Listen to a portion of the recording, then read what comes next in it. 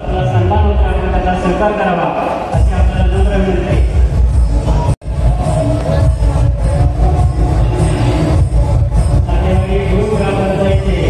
दोन्ही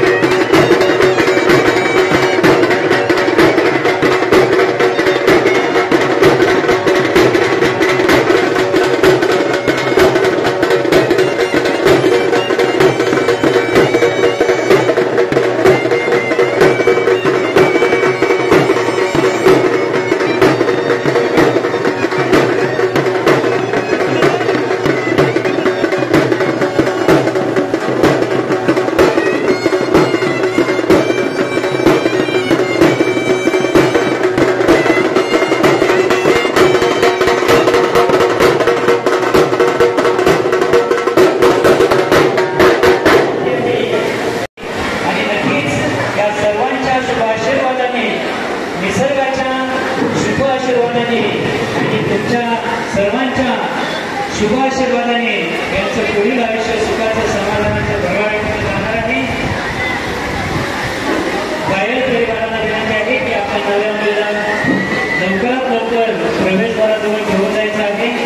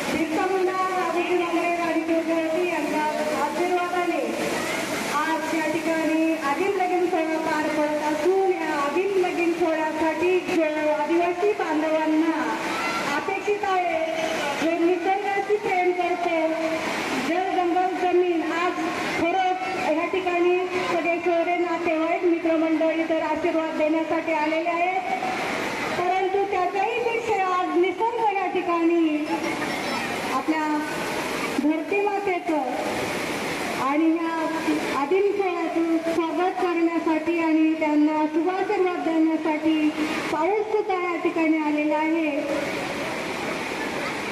या दोन्ही कुटुंबांचं पुढील आयुष्य सुखाचं, समृद्धीचं आणि भरभराटीचं जावं. त्यांच्याकडनं देशाची, समाजाची सेवा घडावी, सेवा घडावी हीच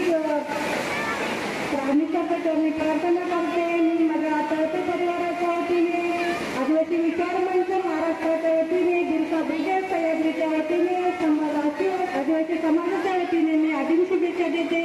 नंदा शेवके भरे, नंदा शेवके.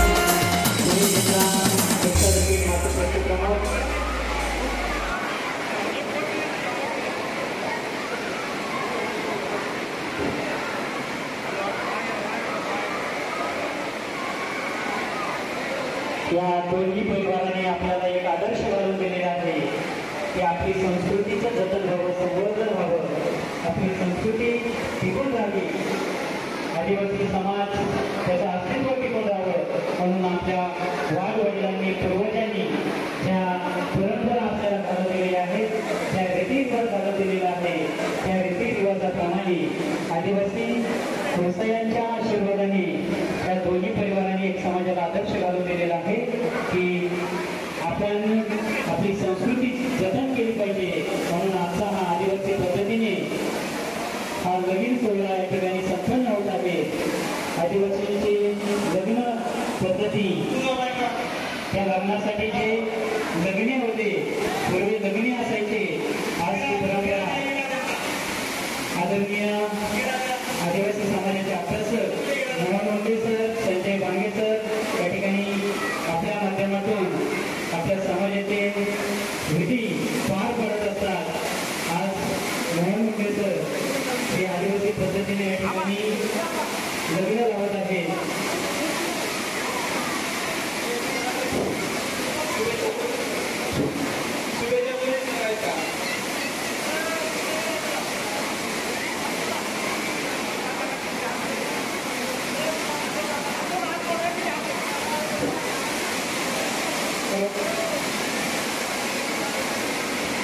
नवऱ्या मुलीचे मामा, मामांना विनंती आपण नवऱ्या मुलीच्या मागे यायचंय. त्याचबरोबर नवरदेवाचे मामा, या मामांना सुद्धा विनंती आहे की आपण स्टेजवरती यायचे, नवऱ्या मुलाच्या मागे उभं राहायचंय. हरिश्चंद्र गबले, चंदूराव साबळे, नामदेवराव मोठे, तुकाराम सकाराम पोटकुले, देवराम सकाराम पोटकुले, नवऱ्या मुलीचे मामा, आपण स्टेजवरती यायचंय. जोहार जय आदिवासी मंडळी, आज निसर्ग देवतेच्या कृपेने अधिक लगीन सोहळा नवरा मनोहर आणि नवरी वैशाली यांचा या ठिकाणी आदिम लगीन सोहळा संपन्न होत आहे. आता बऱ्याच मंडळींच्या मनामध्ये प्रश्न असेल किंवा आदिवासी पद्धतीनं लगीन किंवा आदिम लगीन सोहळा नेमकी काय भानगड आहे. बऱ्याच जणांच्या मंडळीमध्ये शंका कुशंका निर्माण झाला किंवा आता ह्या पोरांनी ह्या जगात काय आणलाय, इथून मागा तेव्हा आपली सगळी जुनी नका या पद्धतीनं लगीन पार पाडायची आणि ह्या जगा नवीन काय याने आणलाय. मंडळी, यामध्ये वेगळं काहीही नाही. जी आदिवासी संस्कृती आहे त्या आदिवासी संस्कृतीप्रमाणे आपली जी लग्न होत होती ती लग्न पूर्वीची 5 दिवसाची होत होती. आज जी मंडळी, स्वतःवाणी मंडळी जी आहेत ही अगदी तुम्हाला ते पद्धतशीरपणे सांगू शकतील. जी जुनी मंडळी आहेत 60, 70, 80, 90च्या दरम्यानची वयाची जी मंडळी आहेत ती मंडळी बऱ्यापैकी सांगतील किंवा जी पिढी संपली त्या पूर्वीच्या पिढी त्यांना माहिती होतं. आज 70 ते 80, 60, 70, 80 या वर्षांच्या दरम्यान सनातन धर्माच्या जी वैदिक पद्धत आहे त्या वैदिक पद्धतीने आदिवासी लग्नामध्ये 4 प्रकारचे जे काही रूढी पाडल्या गेलेल्या आहेत. सनातन किंवा जी वैदिक संस्कृती म्हणतो त्या वैदिक परंपरेचं किंवा सनातन धर्माचे 4 विधी आपण स्वीकारले आणि आपण तशा पद्धतीने लगीन लावायला लागलो.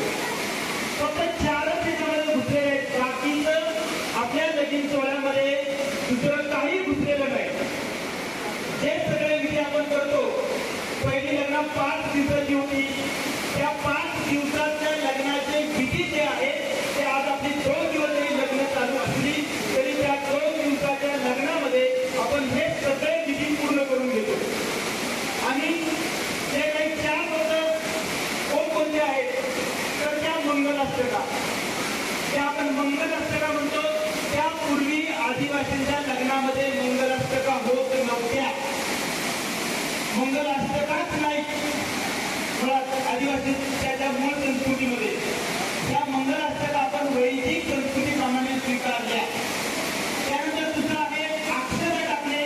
हेही आदिवासी संस्कृतीमध्ये अक्षता टाकणे हे आदिवासीच्या संस्कृतीमधला हा घटक नाही. त्यानंतर तिसरा जो भाग आहे तो अंतरपाठ धरणे. अंतरपाठ सुद्धा आदिवासी संस्कृतीमध्ये धरला जात नाही. अंतरपाठही आदिवासीमध्ये धरला जात नाही. ह्या अति साऱ्या ह्या गोष्टी आहेत तुमच्या. जास्त काही झालेलं नाही. फक्त मंगलाष्टका नाही, अक्षता टाकणे हे नाही आदिवासींचा, अंतरपाठ नाही आदिवासींचा. हे आपण ह्या महत्वाच्या 3 बाबी लक्षात घ्या. त्यामुळं तुम्हाला वाटतं की वेगळं काही नाही. जे आपल्या लग्नामध्ये विधी होतात तेच सगळे आहेत. तुम्ही म्हणाले हे जर मांडलंय हे काय मांडायची गरज आहे नाही. हे मांडणं न मांडण्याची तशी काहीही गरज नाही. लक्षात घ्या. फक्त जी पुढची पिढी आहे त्या पुढच्या पिढीला माहिती व्हावं का अशा पद्धतीनं आपला आदिवासींचा चौक भरला जातो. ही आमची संस्कृती आहे. पहिल्यापासून चौक असतो आपला. ते अलीकडे चौक बंद होऊ लागले. जे काही चौक आहे ती आपल्या आदिवासींच्या चौक भरण्याची संस्कृती. त्यानंतर इथे जी 5 पालवी दिसते तुम्हाला, आंब्याचा पाला, जांभळीचा पाला, गोळीचा पाला, रुईचा पाला आणि उमराचा पाला, ही 5 पालवी. या 5 पालवीचा पूजन झाल्याशिवाय आपला लगीन लागत नाही. म्हणजे त्याला आपण देवाक म्हणतो. देवाक झाल्याशिवाय आपल्या आदिवासी संस्कृतीमध्ये लगीन लागत नाही. आता इथं जरी आपण हॉलला आलो असलो तरी दोन्ही नवरा मुली आणि नवऱ्या मुलीचा घरी सगळा हा विधी झालेला आहे. देवा सगळा झालेला आहे. त्यामुळे तुम्ही म्हणाल का याला काहीच नाही, या सगळा आपलाच आहे. फक्त तुम्हाला हे 2-4 फक्त मुद्दे आहेत तेवढेच मी तुम्हाला बदललेले सांगितले. बाकी सगळं जे काय आहे ती आपली आदिवासी संस्कृती आहे. आदिवासी संस्कृतीत म्हणा तुम्ही नेमका लगीन करा तर ज्या वेळेस सुचवलं जातं, जे सुचवतो आणि गाणी म्हटली जातात, ते गाणं हे आपल्या आदिवासी स्त्रियांच्या वेळी जे गाणं म्हणतात सुचवायचं, ते सुचवायचं गाणं म्हणजे तुमचं लगीन होतंय संपूर्ण. लक्षात घ्या. आणि मग ते सुचवल्यानंतर त्याचे काय दोरे आहेत नवरीच्या आणि नवऱ्याच्या गळ्यामध्ये घातले जातात. हे तुमचं लगीन झालं. फुलं बिलं ही नंतरची आहेत. फुलं ही नंतरची आहेत. तुमचं काय आहे ते सुचवलेला जो दोरा आहे त्या दोऱ्याला हळद वगैरे लावली जाते की दोऱ्याच्या गळ्यात घातली जाते. तिथे तुमचं लग्न संपन्न होतं. हा पहिल्या 5 दिवसाच्या लग्नाचा विधी होता. हा 5 दिवसाच्या लग्नाचा विधी तो महत्वाचा तो विधी आहे. मग आपण तसं नाही. ते तुझं सुचवणं म्हणजे तुझा म्हणून सुचवणं सगळ्यात महत्वाचं आहे. तेव्हा आणि बाकीला हळद लावणे आणि सगळं जे आहे सगळं आहे आपलं. ते सगळे आपली संस्कृती आणि सगळं आपल्याला तुम्ही सगळे करता. वेगळा संशय काहीच नाही. त्यामुळे फक्त आता जी मंगलाष्टका आहे ती जशी वैदिक धर्माची होती त्याच्या ऐवजी आता फक्त आदिवासी त्या कुळकऱ्यांची आणि नदी निसर्गाची नावं घेऊन त्याला प्रतिकात्मक म्हणून आपण मंगलाष्टकाच्या आधी मांडवगण म्हणणार आहोत. मांडवगण म्हणणार आहोत. तुम्हाला काहीच म्हणणार आहे तर मांडवगण आपल्या कुळकऱ्यांचा जे काही पूजन करून त्यांचं नामस्मरण करून ते मांडवगण म्हणणार आहे. तुम्ही जसं म्हणता शिवमंगल सावधान त्याच्या ऐवजी आता अधिलगीन सोहळा पुष्पांजली का मग तुम्ही फुलं टाकलेली आहे. एवढा फक्त बदल आहे. आणि त्यानंतर अंतरपाठ हा आपल्याकडे नाही. अंतरपाठाचं एक 2 मिनिटात विश्लेषण करतो आणि सुरुवात करूया आपण लग्नाला. अंतरपाठ हे वैदिक किंवा जे सनातन धर्मामध्ये अंतरपाठ का झाला गेला त्याचं कारण तुम्हाला सांगतो. हिंदू धर्माची धोरण व्यवस्था सगळ्यात धोरण व्यवस्थेमध्ये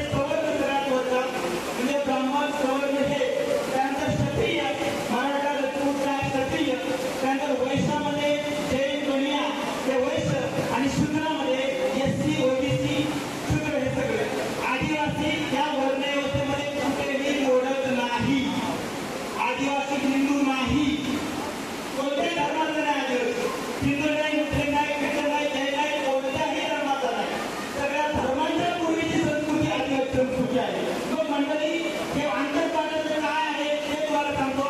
या हिंदू धर्माच्या वर्णव्यवस्थेतील या सनातन धर्मातून जे आलेला प्रकार आहे.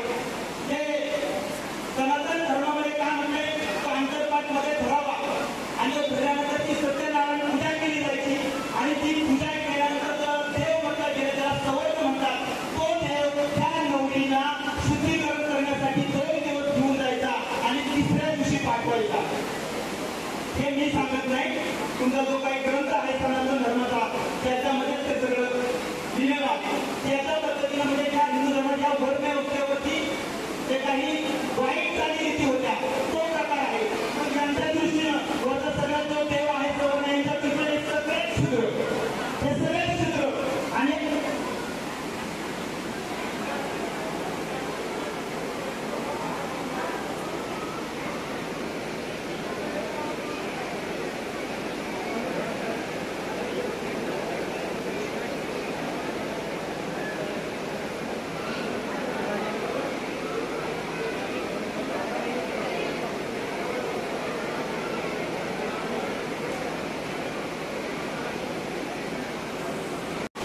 तर आवाज येतो सगळ्यांना, स्पष्ट आवाज येतो का?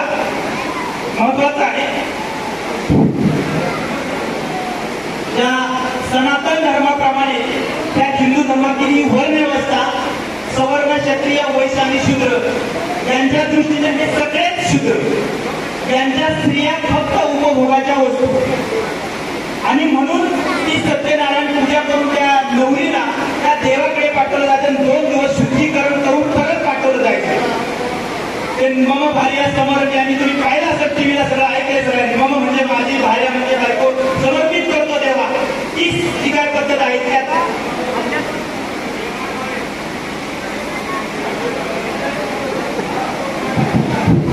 त्या संस्कृतीचा आपल्याशी काहीही संबंध नाही. कारण का, ते लग्नानंतर तर ती नवरी त्या नवऱ्याला पाहतच नव्हती तो आंतरपाठामुळे. आणि मग ती देवाकडे पाठवून जायची. नवरा गंगा होता ते ओळखलं जाऊ नये म्हणून तो आंतरपाठ. म्हणून आपला त्या आंतरपाठाशी काहीही संबंध नाही, हे सगळ्यांनी ध्यानात ठेवा. काय तर म्हणाला त्या खरा लग्नाच्या काय करायला असा काही संबंध नाही तुमचा. त्यानंतर जी काही फुलं आहेत, कारण तुम्ही लक्षात घ्या, आपल्या संस्कृतीमध्ये आपण धुळकरीचं पूजन करतो, कणसाईचं पूजन करतो. आपली धान्य तरी भात निघाला तरी त्या राशीचं पूजन करतो. आपण सगळ्या धान्याचं पूजन करतो, तेव्हाच धान्य घरामध्ये घेतो. मग आपण जर त्या धान्याला पुजतो, त्याला देव मानत असेल, या निसर्गातील सगळ्याला आपण देव मानत असेल, तर ते पायदळी तुडवतो का तुम्ही? पायदळी तुडवत नाही. आदिवासी त्या पायदळी तुडवून सगळा करत नाही त्याचा. म्हणून त्या अक्षता आदिवासी संस्कृतीतल्या नाहीत. ही प्रतिकात्मक फुलं आहेत, त्याच्या आनंदाने त्यांच्यावरती पुष्प वृक्ष जे काही उधळायची ती तुम्ही उधळणार आहे. आणि त्यानंतर चौथा जो आहे, त्या चौथा आहे म्हणजे मी जे लगीन लावतोय त्या लग्न्या. आदिवासींमध्ये ब्राह्मण आणला जात नाही. पहिल्यापासून लग्नच लगीन लावतो. म्हणजे आपली जुनी माणसाला त्या साधीमुळे त्या पद्धतीने सगळी लग्न लावली, त्या लगीन लावतो. तर हे 4 बदल झाले होते. तर ते बदल आता आपण ते वेगळे दूर करून आपण आपल्या पद्धतीने ते लग्न लागणार आहोत. तर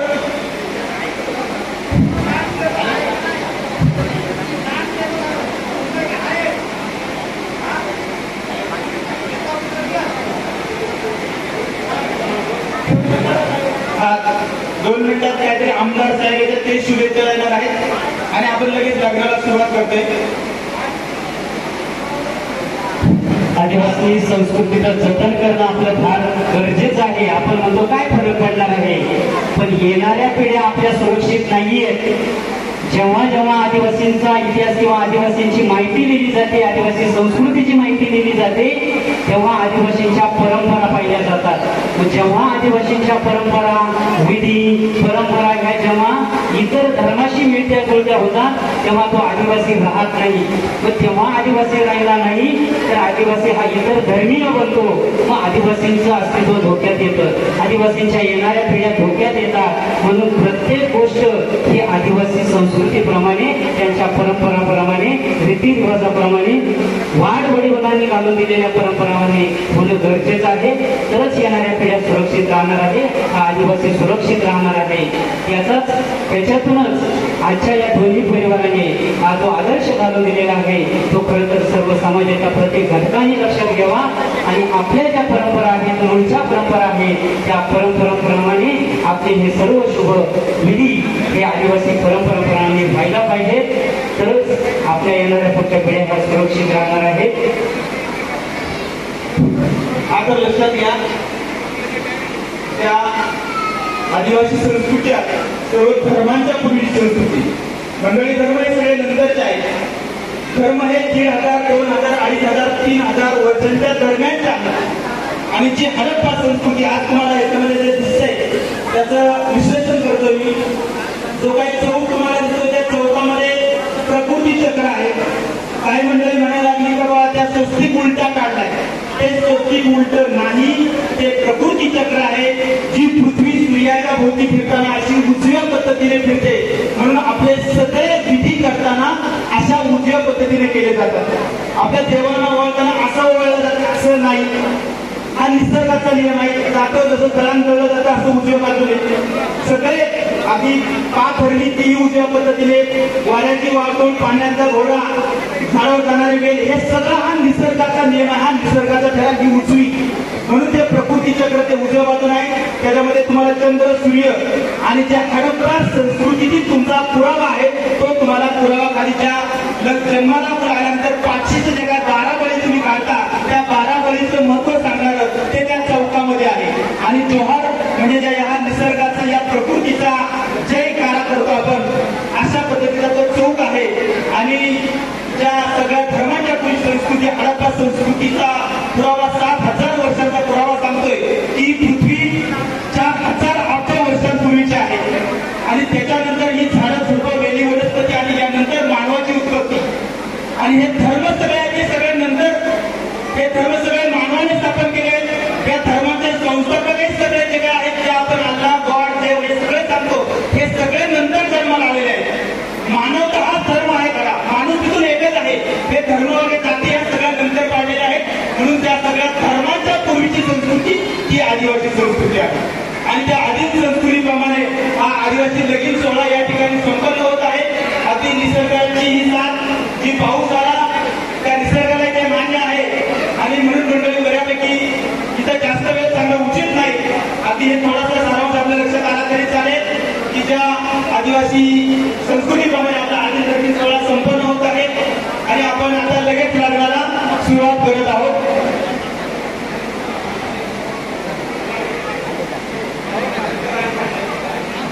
आदिवासी संस्कृती ही जगात महान संस्कृती आहे. कारण अनेक वेळा काय होतंय,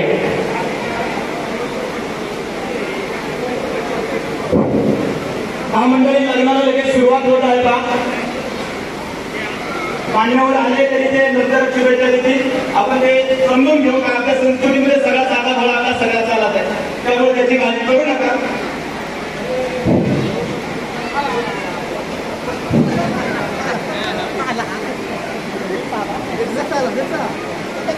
दोन्ही गावचे पोलीस पाटील, सरपंच, पारंपरिक ग्रामसभा अध्यक्ष, दोन्ही गावचे पंच, ग्रामस्थ, पाहुणे मंडळी, नातेवाईक, आप्तेष्ट मंडळी लग्नाला सुरुवात करायची का? हो.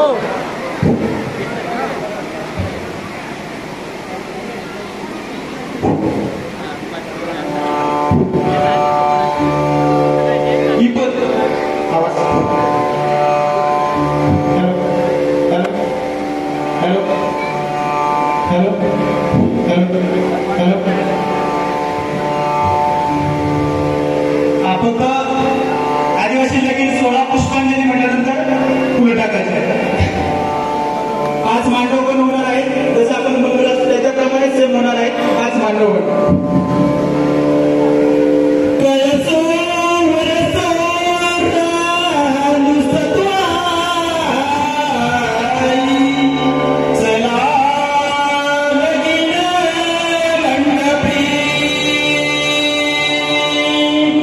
जाने